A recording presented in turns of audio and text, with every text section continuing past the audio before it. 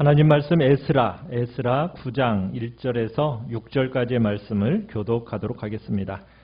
구약성경 723페이지 에스라 9장 1절에서 6절까지의 말씀을 교독하겠습니다. 1절 제가 먼저 읽습니다. 이 일 후에 방백들이 내게 나와 이르되 이스라엘 백성과 제사장들과 레위 사람들이 이 땅 백성들에게서 떠나지 아니하고 가나안 사람들과 헷 사람들과 브리스 사람들과 여부스 사람들과 암몬 사람들과 모압 사람들과 애굽 사람들과 아모리 사람들의 가증한 일을 행하여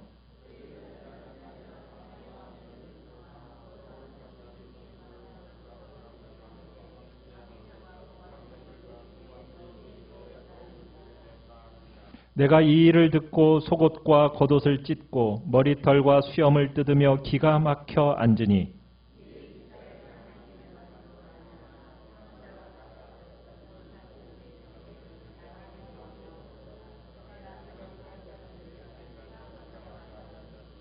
저녁 제사를 드릴 때 내가 근심 중에 일어나서 속옷과 겉옷을 찢은 채 무릎을 꿇고 나의 하나님 여호와를 향하여 손을 들고 말하기를 나의 하나님이여 내가 부끄럽고 낯이 뜨거워서 감히 나의 하나님을 향하여 얼굴을 들지 못하오니 이는 우리 죄악이 많아 정수리에 넘치고 우리 허물이 커서 하늘에 미침이니이다. 아멘.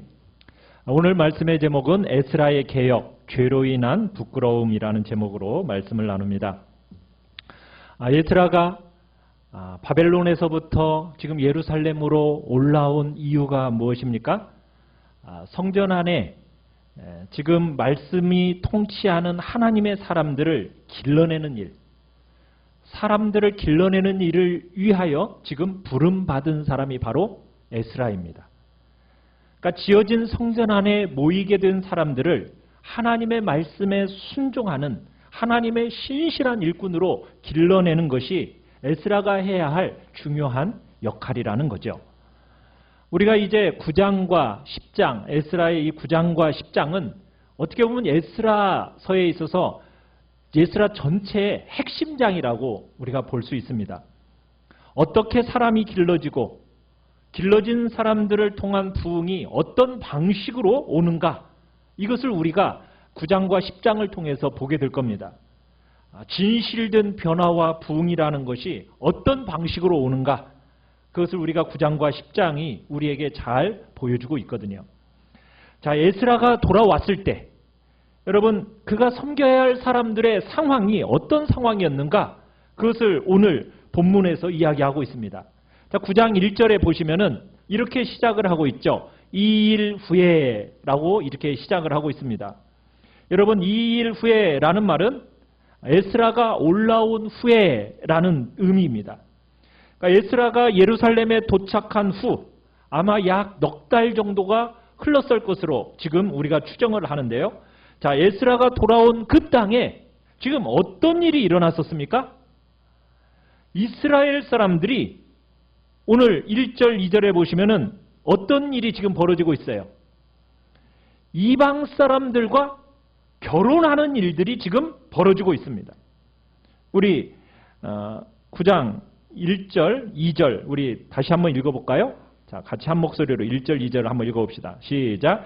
이 일 후에 방백들이 내게 나와 이르되 이스라엘 백성과 제사장들과 레위 사람들이 이 땅 백성들에게서 떠나지 아니하고 가나안 사람들과 헷 사람들과 브리스 사람들과 여부스 사람들과 암몬 사람들과 모압 사람들과 애굽 사람들과 아모리 사람들의 가증한 일을 행하여 그들의 딸을 맞이하여 아내와 며느리로 삼아 거룩한 자손이 그 지방 사람들과 서로 섞이게 하는데 방백들과 고관들이 이 죄에 더욱 으뜸이 되었다 하는지라. 자, 지금 에스라가 돌아온 이 땅에 지금 어떤 일들이 벌어지고 있다고 지금 성경은 얘기하고 있어요? 이스라엘 사람들이 누구와 지금 결혼을 하고 있어요? 이방 사람들하고 결혼을 했어요. 특별히 그런데 누가 이 결혼하는 일에 지금 앞장서고 있다고 얘기하고 있습니까? 그죠? 2절에 보니까 방백들과 고관들이 이 일에 앞장서서 이 죄에 더욱 으뜸이 되었다, 이렇게 성경은 말을 하고 있어요. 여러분 이 이방 결혼이라는 것은 어떻게 보면 지금 이스라엘이 가지고 있는 그 문제의 단면을 보여주고 있는 겁니다. 한쪽 면을 보여주고 있는 게 이방 결혼이라는 것을 통해서 지금 얘기하고 있는 거예요. 문제 전체를 지금 설명할 수 없어서 단편적으로 잘라서 그 전체를 대변하는 문제, 그게 뭐라고요? 이방 결혼의 문제입니다. 지금 이스라엘 백성들이 성전을 재건하고 지금 약 얼마의 시간이 흘렀습니까? 약 60여 년의 시간이 지금 흘렀어요. 성전을 재건하고 나서. 성전이 재건되고 나서 예루살렘에 지금 에스라가 올라왔을 때는 약 60여 년이라는 세월이 지금 흐른 상태예요. 자, 그런 상태 가운데 있는데 지금 이스라엘의 영적 상태가 어떠냐 하는 거예요. 이스라엘 사람들 중에 남녀노소, 지도자, 종교인 할 것 없이 지금 어떤 일들이 벌어지고 있어요? 이방인들과 결혼을 하고 있는 아픈 일들이 지금 마음 아픈 일들이 일어나고 있다라는 거예요. 뭐 그 숫자가 우리가 10장에서 보겠지만은 아주 많다. 굉장히 많다. 이 얘기를 하는 건 아닙니다. 그렇지만 지금 신앙의 지도자들, 그죠? 제사장들, 레위 사람들, 또 방백과 고관들, 지도자들에서부터 일반인에 이르기까지 보편적으로 흐르고 있는 큰 문제와 그 시급함이 지금 이스라엘 백성들의 문제 속에 지금 드러나고 있다는 것을 지금 얘기하고 있는 겁니다. 지금 성전이 완공된 지 채 60년이 아직 못 흘렀어요. 세대로 얘기하자면 몇 세대가 흐른 겁니까? 약 2세대가 지금 흐른 거죠. 우리가 역사 안에서 계속 반복되는 것, 그게 뭐냐면 일대와 그 뒤를 잇는 다음 세대, 그 세대의 차이가 있다는 거예요. 여러분 70년의 포로 생활이 끝나고 이스라엘 백성들의 1세대가 올라왔어요. 그들에게는 분명한 방향성이 있었습니다. 성전을 지어서 언약의 그 말씀에 복종하는 그 언약 공동체를 세우는 겁니다. 하나님의 말씀이 통치하는 언약 공동체, 그 언약 공동체가 약속의 땅에서 다시 세워지는 것을 꿈꾸면서 성전을 지었다는 얘기입니다. 성전을 짓고 나면 사람들을 길러내고, 사람들을 길러내면 그 일을 계속할 수 있도록 성벽을 지어서 안전을 보존시키는 그런 하나님의 언약 공동체 재건을 꿈꾸면서 1세대들은 올라왔어요. 1대들이 수많은 어려움을 이겨내면서 성전을 완공했습니다. 자, 그리고 지금 몇 년의 세월이 흘렀다고요? 약 60여 년의 세월이 흘렀어요. 그리고선 에스라가 왔습니다. 자, 그런데 지금 에스라가 왔는데 지금 어떤 일이 벌어지고 있다라는 거예요? 이스라엘 백성들이 지금 어떤 일을 하고 있어요? 이방 사람들과 마음껏 결혼을 하고 있다라는 거예요. 일대는 분명한 방향을 가지고 지금 있었습니다. 마음에 정말 신앙과 열심이 있었어요. 일대에게는. 그러면서 많은 어려움들을 이겨내면서 정말 그 일을 꼭 감당해내고 싶은 열정들이 그 일대들에게는 있었습니다. 그 열정을 실현시킬 믿음이 있었다고요. 그런데 한 대가 지나갔어요. 또 다른 대가 지나가면서 지금 어떻게 되어가고 있습니까? 모양은 그대로 있는 것 같은데 방향을 잃어버리고 열정을 잃어버리고 믿음이 자꾸 사라져가고 있다라는 거예요. 명맥은 유지하고 있는데 그 속을 채우고 있는 그 내용들이 자꾸 약해지고 있는 겁니다. 마음이 약해지고 믿음이 약해지고 열정이 자꾸 식어지는, 그래서 동시에 방향성마저도 지금 흐려지기 시작한 거예요. 어디로 가야 되는지에 대한 그 선명함이 지금 흐려지고 있는 겁니다. 많은 부분들이 형식적으로 흘러가고 있어요. 여러분, 에스라가 올라왔던 이 시기가 조금 지난 시대에 말라기라는 선지자가 또 활동을 했었는데요. 이 말라기가 그 시대의 배경을 조금 보여주고 있습니다. 말라기 시대를 살았던 이스라엘 백성들은 그 마음 깊숙한 곳에 하나님을 향한 원망이 있었어요. 말라기 선지자가 그 부분을 딱 지적을 하고 있습니다.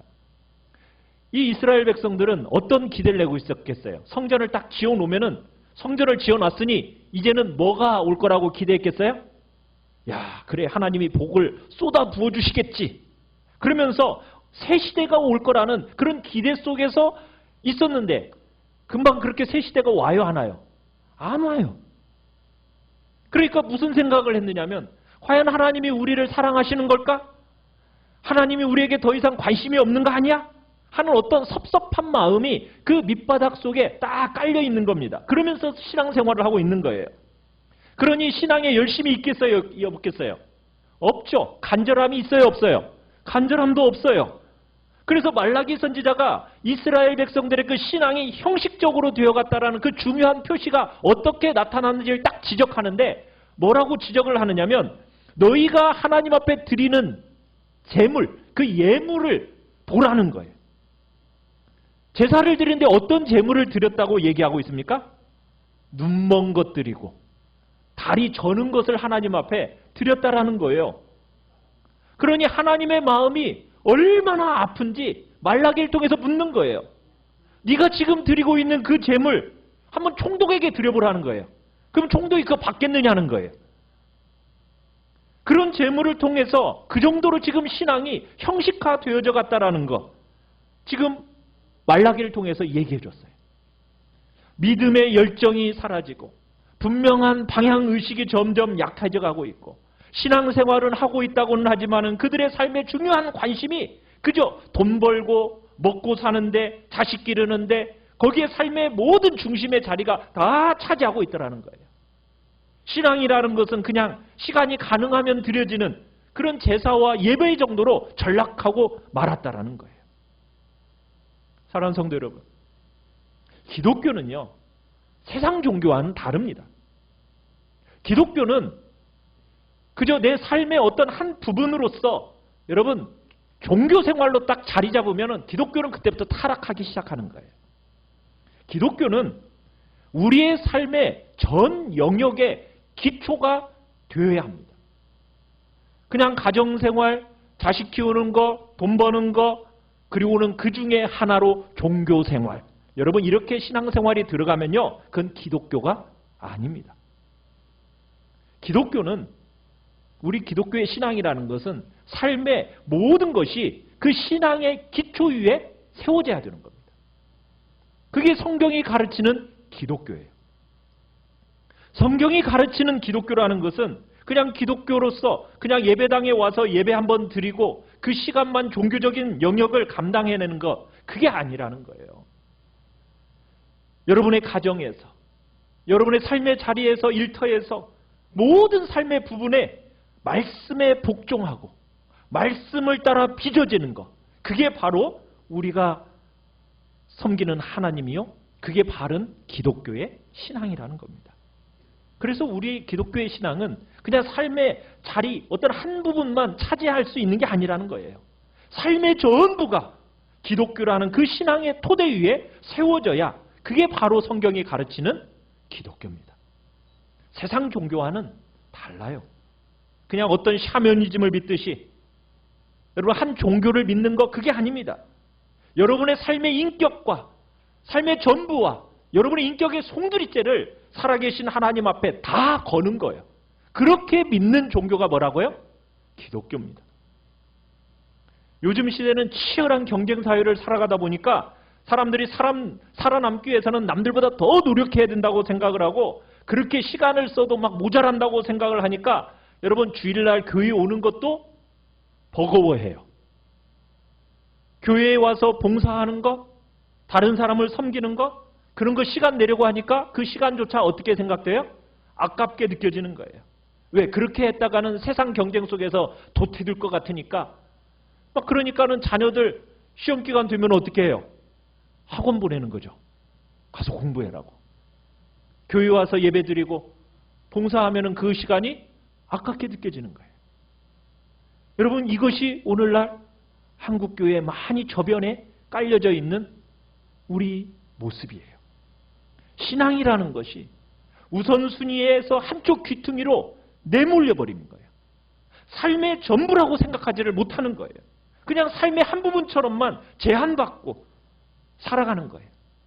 여러분 오늘 우리가 보는 이스라엘 백성들에게 드러나는 영적 현상이 바로 그런 모습이라는 것을 한 단면으로서 보여주는 게 뭐라고요? 이방결혼이에요. 이방결혼. 여러분 이방결혼이 왜 문제가 되는 걸까요? 우리가 에스라서 앞부분을 보면은 예루살렘으로 돌아온 이후에 정말 이 백성들이 몸부림치면서 했던 것 중에 하나가 있어요. 그게 뭐냐면 자기 정체성을 선명하게 하는 겁니다. 이방 족속들이 막 버글버글한 그 예루살렘 땅으로 돌아와가지고 그들이 몸부림쳤던 게 뭐냐면 내가 누군가? 나는 하나님의 백성이다라는 그 자기 정체성을 선명하게 하는데 힘썼습니다. 내가 왜 여기에 와 있는가? 이것을 분명하게 인식했던 거예요. 왜 하나님이 나를 여기에 보내셨지? 나는 언약 백성이다. 이라는 그 정체성을 확고하게 하는데 이 이스라엘 백성들이 전심전력을 했다고요. 그래서 에스라 초반부에 보면은 반복해서 나왔던 게 뭐예요? 족보가 등장하는 거예요. 족보. 족보라는 게 뭐예요? 나의 기원이 뭐냐는 거예요. 그죠? 나는 누구인가? 나는 하나님의 언약 백성이다. 하나님의 자녀다라는 그 정체성을 분명히 했던 거예요. 그래서 족보가 분명하지 않은 사람은요, 이스라엘 공동체 안에 받아들이지 않았습니다. 아무리 제사장이라고 주장해도요, 그 자기의 제사장의 그 족보가 분명하지 않은 사람은 제사장의 직분을 감당하지 못하도록 했어요. 왜? 분명할 때까지 유보시켜 놨던 겁니다. 그렇지만 지금 이스라엘 백성들의 모습이 어떻습니까? 지금 그렇게 정체성을 선명하게 가지고 이방 백성들과는 자기는 구별된 존재라고 하면서 그 대가를 지불하면서 그렇게 지내왔는데 어느덧 60년이 채 흐르기도 전에 그런 몸부림이 다 사라져가고 있는 거예요. 정체성이 현저하게 떨어져 버린 거예요. 그러면서 지금 누구하고 결혼하고 있어요? 이방 결혼하고 아이를 낳고 있는 거예요. 그게 바로 지금 이스라엘 백성들의 현재의 모습이라는 거예요. 여러분, 왜 이방 결혼이라는 것이 왜 이렇게 반대하는 걸까요?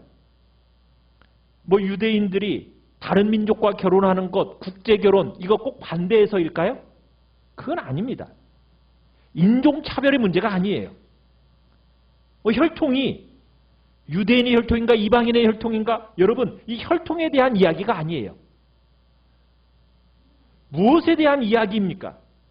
우리가 출애굽기와 신명기에서 분명하게 나오고 있는 이방 결혼의 이 핵심 금지하는, 이 이방 결혼을 금지하는 핵심의 내용은 뭐냐면 신앙에 관한 주제, 신앙. 신앙의 순수함, 영적인 순전함, 이것을 지키고 분별하고 민감하게 하기 위해서 지금 이방 결혼이라는 것을 얘기하고 있는 겁니다. 왜? 영적인 순결함과 신앙의 순수성을 보존하기 위해서는 이 이방 결혼을 분명하게 제한해야 했던 거예요. 여러분, 다른 이방 사람들을 얘기하는 게 아니라요, 성경에서 결혼을 반대하는 이방 족속이 있어요. 누구를 반대하는 걸까요?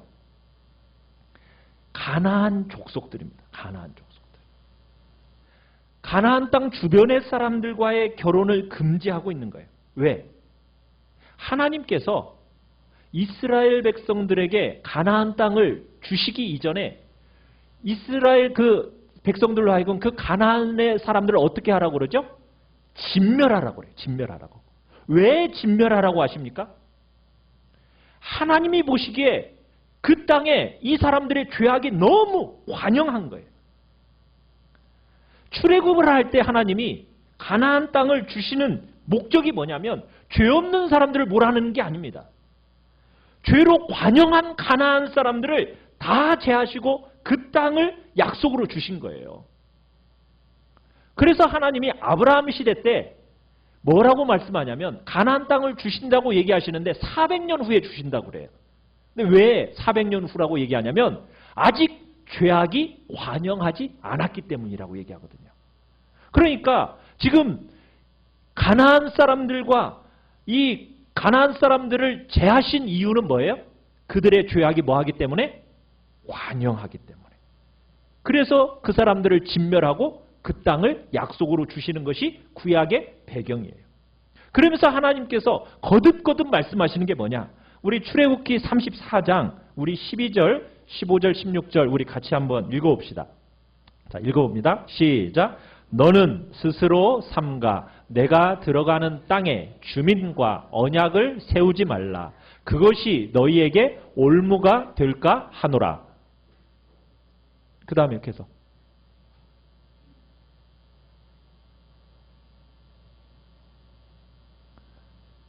안 됐습니까?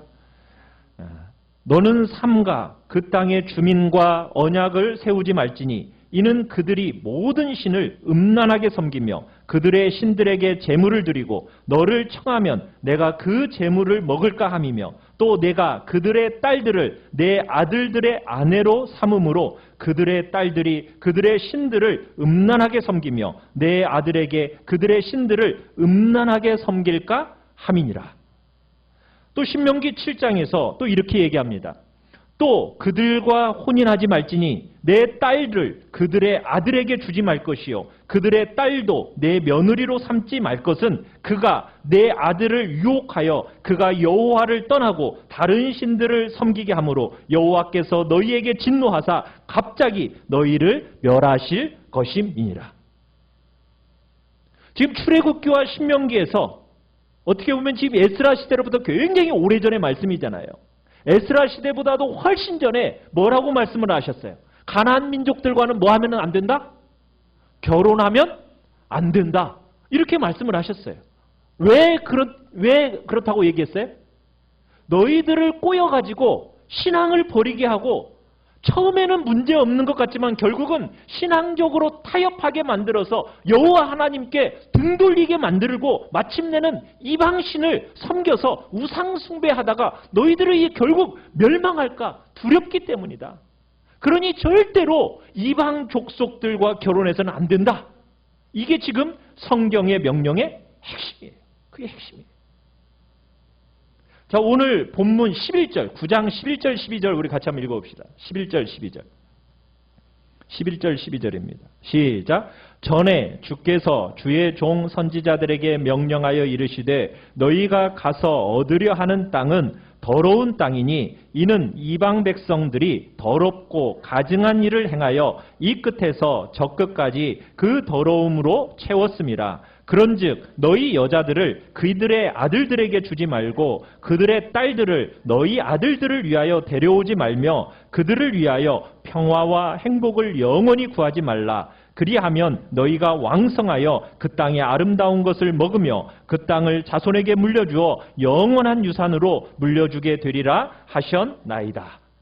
자, 그럼 지금 하나님이 이렇게 명령하시는 이유가 뭐예요? 뭐 인종이나 혈통, 피부 색깔 이 문제가 아니죠. 영적인 순전함의 문제예요. 신앙의 순수함, 신앙의 온전함, 이것을 보존하기 위한 명령인 거예요. 오늘날 우리말로 바꾸면 불신결혼 하지 말라는 거예요. 오늘날 다원화된 사회 속에서 여러분 많은 젊은이들이 그렇게 얘기하죠. 내가 사랑하는 사람 만나서 내가 결혼하는데 왜 종교 가지고 왜 그거 가지고 결혼할 수 있냐 없냐 자꾸 따지냐는 거예요. 왜 그럽니까? 여러분, 성경은 그렇게 결혼하는 것이 처음에는 아무 문제 없어 보이지만 결국에는 어떻게 만들어갑니까? 예배를 갈 때마다 자꾸 걸림이 되는 거예요. 하나님을 위해서 충분히 헌신하고 섬기는 일에 어떻게 돼요? 방해가 돼요. 하나님께서 선물로 주신 자녀들을 믿음의 말씀으로 훈계로 교훈하고 싶어 하는데 그런데 이방인처럼 기르게 되는 위험성이 있기 때문에 그래서 불신 결혼은 안 된다라고 성경은 얘기하고 있는 거예요. 오늘날 이스라엘 사람들이 너무나도 많은 것들이 무너졌어요. 지금 이방 결혼이라는 지금 단면만 가지고 이야기하고 있는데 그것만의 문제가 아니에요. 전체 중에 지금 하나, 대표적인 하나를 지금 얘기하고 있는 거예요. 그러면서 지금 뭐라고 얘기냐면 분명히 지금 말씀으로 이렇게 금지를 시켜놨잖아요. 이방 결혼을 금지시켜놨잖아요. 근데 이방 결혼을 지금 한다라는 것은 말씀에 대한 순종이 된다는 거예요? 안 된다는 거예요? 안 된다라는 것을 지금 보여주고 있는 거예요. 하나님이 분명히 말씀을 주셨는데도 불구하고 지금 그 말씀에 순종하지 않는 거예요. 죄악으로 관영한 그 가나안 땅에 들어와서 말씀의 통치를 받는 그 거룩하고 성결한 그 새로운 공동체를 세우는 것이 출애굽할 때 주님의 계획이었어요. 그리고 바벨론에서 다시 돌아올 때도 그런 계획을 가지고 지금 바벨론에서 다시 돌아왔는데, 그런데 지금 어때요? 그때도 그렇고 지금도 그렇고 계속 반복되고 이스라엘 백성들이 말씀에 순종하지 않는 거예요. 대표적인 게 표시로서 뭐가 나타나고 있는 거예요? 이방 결혼으로서 나타나고 있다는 거예요. 거기다가 여러분, 바벨론에서부터 돌아온 이 백성들의 중요한 역할 중에 하나가 있어요. 그건 뭐냐면 메시아의 길을 닦는 거예요. 400년 후에 약속하신 주님이 오시는데 이 사람들의 역할이 뭐냐? 길을 닦는 거거든요. 어떻게 길을 닦겠어요? 정말 약속의 말씀을 붙들고 거룩하고 성결한 언약 백성의 자리를 지켜내야 되는 거예요. 그런데 이방 결혼을 해버리면 여러분, 하나님이 이들을 향한 부름과 목적과 방향이 어떻게 돼버리는 겁니까? 다 잃어버리는 거잖아요. 그래서 지금 오늘 에스라 시대에 이스라엘 백성들로 하여금 이 부분에 대해서 딱 지적하고 계시는 거예요. 자, 이런 이스라엘 백성들을 향하여 에스라 어떻게 반응을 하고 있습니까?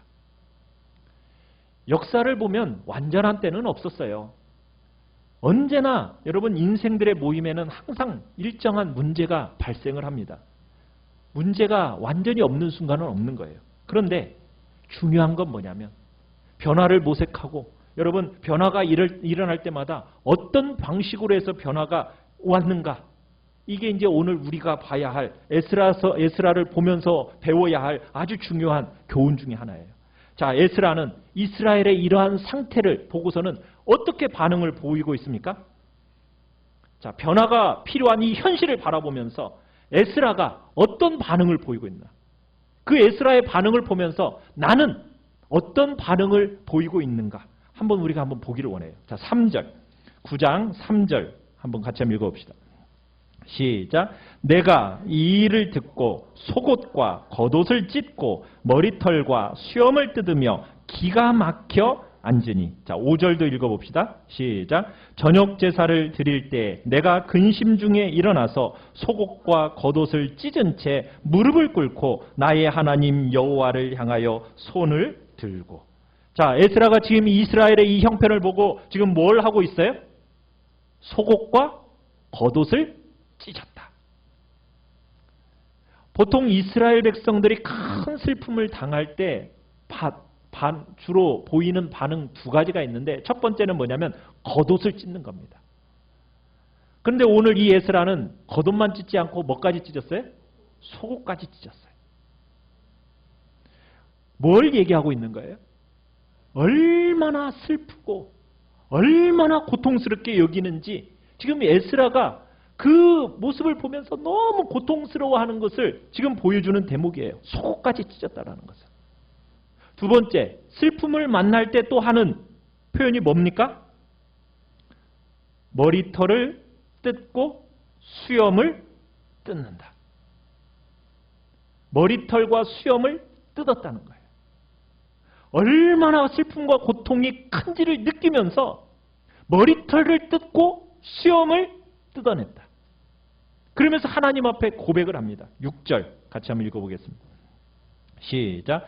말하기를 나의 하나님이여 내가 부끄럽고 낯이 뜨거워서 감히 나의 하나님을 향하여 얼굴을 들지 못하오니 이는 우리 죄악이 많아 정수리에 넘치고 우리 허물이 커서 하늘에 미침이니이다.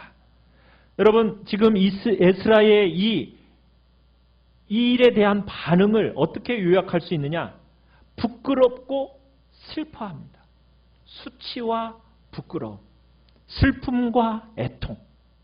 여러분, 이런 이스라엘을 향한 에스라의 반응이에요. 여러분, 변화가 일어날 때마다 여러분 어디에서부터 변화가 시작되는지 아십니까? 이게 굉장히 중요한 부분이에요. 수치와 부끄러움을 느끼고, 수치와 부끄러움을 느끼니까 어떻게 하는 거예요? 슬퍼하고 애통해하는 거. 여기에서부터 변화가 출발하는 거예요. 출발점이 거기에요.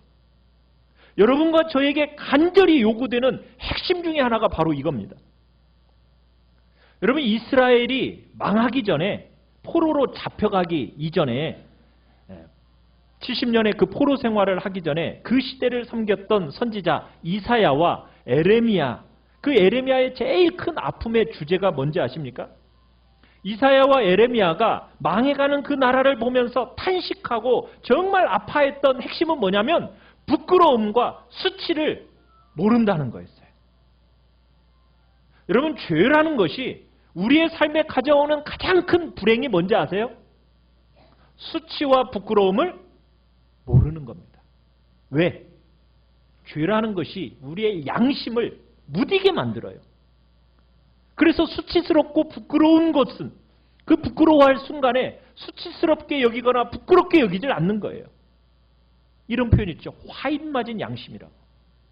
죄라는 것이 우리의 양심을 어떻게 만드는 거예요? 감각이 없도록 만들어서 그래서 수치스러워할 때 수치스럽지 않게 부끄러워할 때 부끄럽지 않게 만드는 그런 일을 뭐가 한다고요?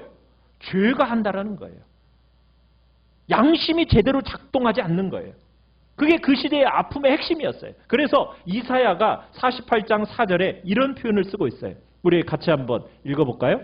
시작.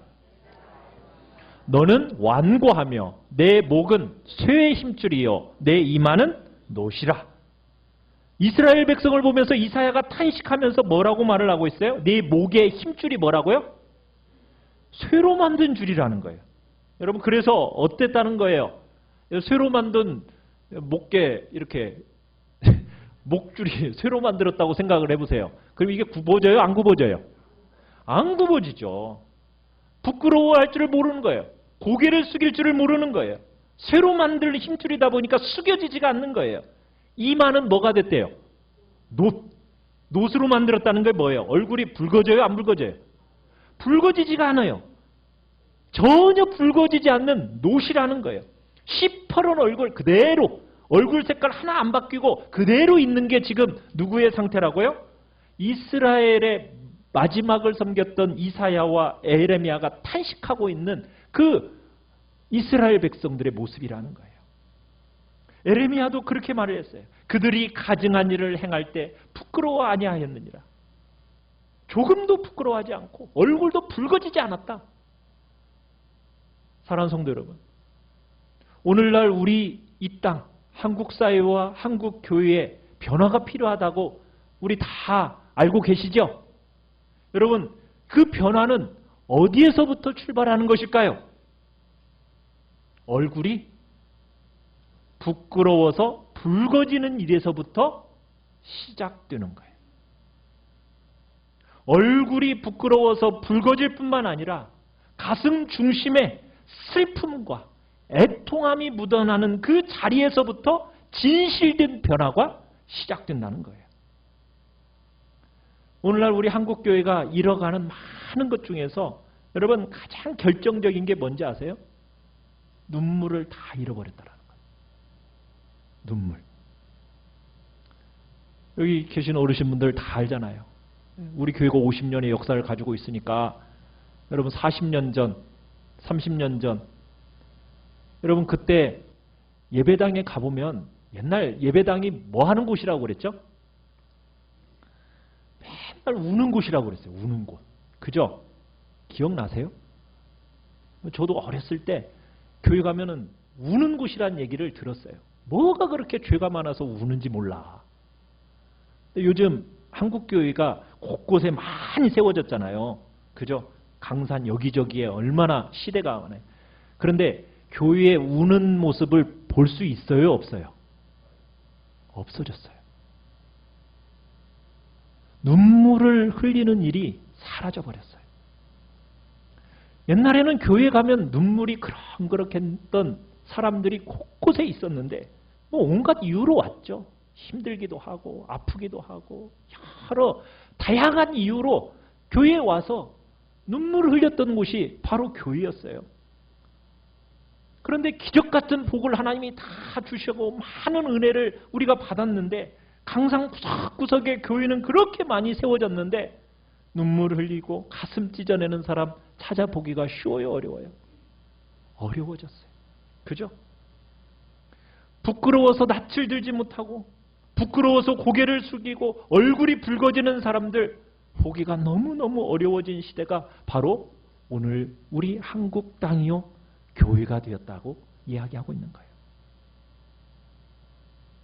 억울하다고 부르짖는 소리는 참 많아요. 그죠? 억울하다, 억울하다. 한국 곳곳에서 억울하다는 부르짖음의 소리는 곳곳에서, 교회마다도 그래요. 억울하다고. 누구 한 사람 억울하다는 얘기만 하지, 내가 너무 부끄러워요. 내가 너무 잘못했어요. 내가 너무 여러분의 마음에 상처를 줬네요. 나를 용서해 주세요. 이런 말을 하는 사람은 찾아보기가 쉬워요? 어려워요? 어려워요. 전부 다 얼굴이 뭘로? 노스로. 얼굴색 하나 안 변하고 뻔뻔한 모습으로. 이게 바로 오늘 우리 모습이라는 거예요. 사랑하는 성도 여러분, 복 있는 사람은 어떤 사람이 복 있는 사람이라고 얘기했습니까? 첫 번째, 심령이 가난한 자. 어떤 사람이 심령이 가난한 사람이에요? 자기 속을 들여다보니까 아무것도 없는 거예요. 이건 내 거예요. 이건 제가 했어요. 저는 이런 사람이에요. 이렇게 말할 거리가 아무것도 없이 저는 파산한 자예요. 저는 아무것도 주장할 것이 없는 정말로 죄인 중에 죄인이에요 라고, 여러분, 그게 그렇게 말하는 사람, 심령이 가난한 사람이 진짜 복 있는 사람이라고 우리가 산상수훈 처음 하면서 나누었어요.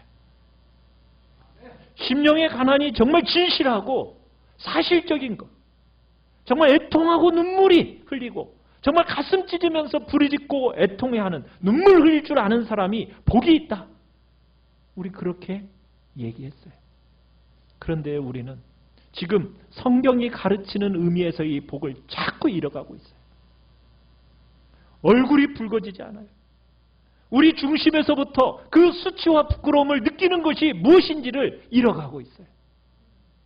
여러분, 옛날에는 못 살았지만 그래도 우리는 부끄러워할 때 부끄러워할 줄 알았어요. 작게 가져도 남들에게 나눠줄 줄 알았어요. 그런데요, 요즘은요, 더 이상 남들을 배려하지 않는 시대가 되어버렸어요. 다른 사람들의 허물과 다른 사람들의 약함을 보면서 내 얼굴이 붉어지고 내 영혼이 상하고 정말 하나님 앞에서 눈물이 나야 정상적인 것인데, 나와 아무 관계가 없는 것들로 다 그 일들로 치부해버리고 다 쪼개지고 무너지는 시대가 바로 지금이라는 거예요. 사랑하는 성도 여러분, 하나님 앞에서 여러분을 보면서, 여러분 자신을 보면서, 또 이 시대를 보면서, 우리 교회를 보면서 얼굴이 붉어지고 수치와 부끄러움으로 겉옷과 속옷을 찢어내면서 정말 수염과 머리털을 뜯어내면서 하나님 앞에 탄식하고 주님의 이름을 부르며 나아갔던 에스라의 심정이 여러분 안에 있나요? 주님은 우리에게 이렇게 말씀하세요. 여호와는 마음이 상한 자를 가까이 하시고 중심으로 통회하는 자를 구원하시는도다. 여호와께서 구하시는 제사는 상한 심령이라 하나님이여 상하고 통회하는 마음을 주께서 멸시하지 아니하시리이다. 우리는 그저 행복하기만 원해요. 우리는 그저 문제없기만 원해요. 누군가가 정말 눈물을 흘리고 가슴을 찢어내는 일, 여러분, 그거 우리 하지 않으면 어떤 변화도 일어나지 않습니다. 시대가 바뀌고 상황이 바뀌어도 여러분, 이 출발점이 없으면 변화는 없는 거예요. 오늘 우리 교회 안에서도, 우리 한국교회 안에서도 주님께서 지금 간절히 원하는 첫 번째 출발점, 뭘 원하실까요? 나의 부끄러움과 수치, 나만이 아니라 우리의 죄악을 가지고 부끄러워하고 수치스러워하면서 애통해하고 통회하는 마음을 주님은 간절히 지금 기대하고 계시는 거예요. 우리 이 마음 회복하셔서 정말 진정한 부흥이 우리 교회 안에, 이 땅 안에 일어나게 해달라고 우리 시간 바라고 축복하면서 기도하며 나가시길 바랍니다. 우리